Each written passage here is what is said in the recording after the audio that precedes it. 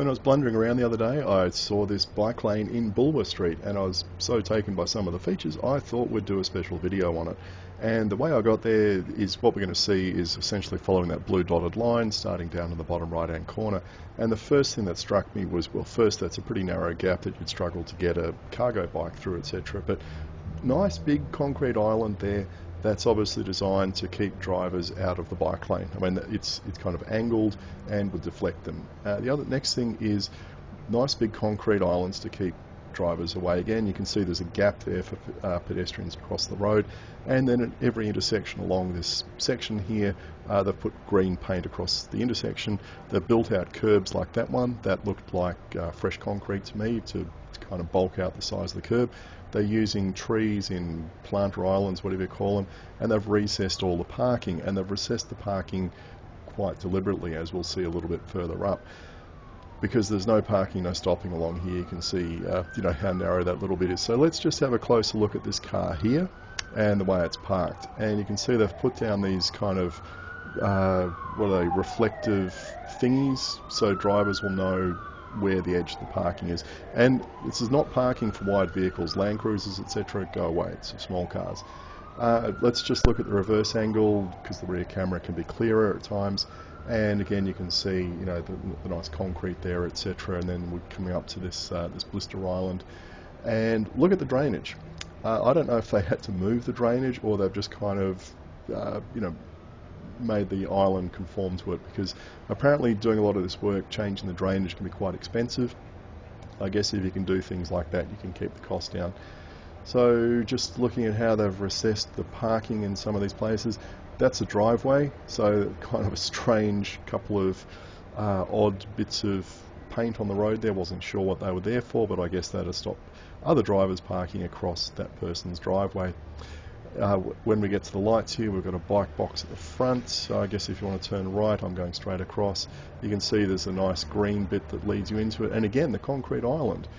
Now, it's a bit of a wiggle to go through here. I would have pushed the parking a little bit further forward from where that red car is.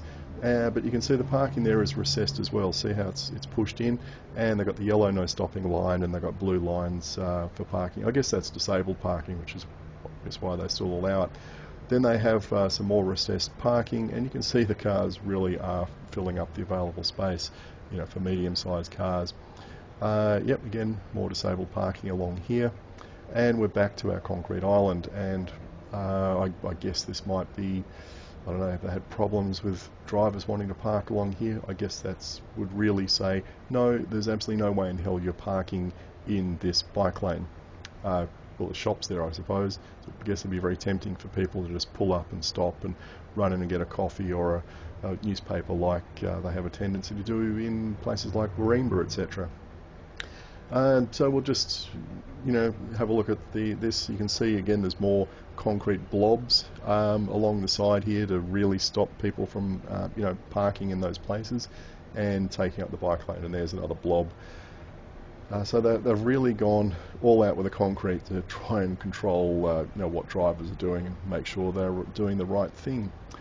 When we get here, I just thought the white paint here was hilarious. You can see how drivers are going around the speed blister. If you give them an opportunity, they'll just drive into the bike lane to do it. More concrete islands, and look at the scuff marks there. I mean, to me that says why you need these kind of islands. Now, that might have been done by trucks or buses, etc., that would have had trouble fitting through there. But I've also seen many drivers, drive in bike lanes because they're just lazy and cut corners, etc. Now the next little bit, it's just kind of standard red on-road bike lane, and I guess we've seen all this kind of stuff before, but as we go along you can see obviously parking's recessed, and they have used concrete extensively to build out curbs, to make it very clear where you can park and where you can't. And if we just have another squiz at this from the rear view, yep, there's our doing a little zoom around that red car. You can see it was a little bit of a swerve. Again, I think if you're on a wide bike, like a three-wheeled cargo bike or something, that might be, well, I guess you just have to slow down to make it around there. What do we got here? Yeah, no stopping. Oh yeah, there's all our concrete to stop people parking there, whatever that is, some kind of plaza. You know, being Perth, there's lots of parking and side streets, etc. It's not like there's a shortage of parking. It's more just a matter of, you know, people might just have to walk 50 metres from around the corner to get to the shops. Although my sister-in-law hates some of this stuff about how they've blocked, right turns out of some of these side streets in some areas, and yeah, it just drives her absolutely crazy. Anyway, there's our kind of blister islands again, you know, stopping people from stopping, and yep, green paint, all nice. Okay, so yep, here's going through another little narrow set of islands. Look, I'm not sure how old this stuff is. I get the feeling it might be fairly old, and you know, it's old thinking. Now, what I wanted to do is just show the next section to get up to the Oxford Street kind of cafe precinct, because we've gone from all that nice stuff, and I want to show you the mishmash of bike infrastructure from that point on. So you've got something that's kind of new, consistent, etc. Well, newish, I guess. The only thing it's probably lacking is width through those concrete bits. But, you know, the next section, I must have been on every type of concrete and tarmac, etc. And all sorts of, you know, different things. It's a bit like an archaeological dig of, you know, all these different layers of treatments to try and make up a path. And it wasn't really a coherent path either. Was the main thing I found. Is, you know, what we saw back there, you get on at one end and it's pretty flippin' obvious where you're going. This bit was completely unobvious until I saw signs like that or symbols on the ground that said bikes. I wasn't even sure if I was supposed to be riding along here. Was this in fact a bike route?